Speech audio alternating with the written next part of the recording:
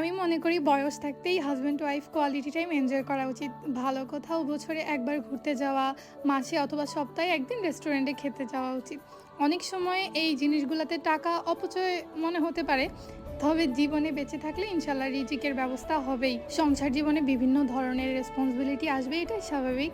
তবে তার মধ্যেও কিন্তু চাইলে সময় বের করা সম্ভব। তারপর যখন আপনি দেখবেন একটা সময় আপনার ছেলে তার বউকে নিয়ে ঘুরতে যাচ্ছে কিংবা মেয়ে তার জামাইকে নিয়ে ঘুরতে যাচ্ছে, তখন এই জিনিসগুলোতে আপনার খারাপ লাগবে না, বরং আপনার কাছে অনেক ভালো লাগবে। সো আমি মনে করি এখনই সময়, এখনই লাইফটাকে এনজয় করেন, নিজের প্রিয় মানুষটার সাথে একটু সময় কাটান, আলাদাভাবে কোথাও ঘুরতে যান, যাতে ইন ফিউচারে আপনার ছেলেকে যখন দেখবেন আপনার ছেলের বউকে নিয়ে ঘুরতে যাচ্ছে কিংবা মেয়েকে যখন দেখবেন তার হাজব্যান্ডের সাথে ঘুরতে যাচ্ছে, তখন যাতে আপনার কোনো রকম আফসোস ফিল না হয়, বরং ভালো লাগে।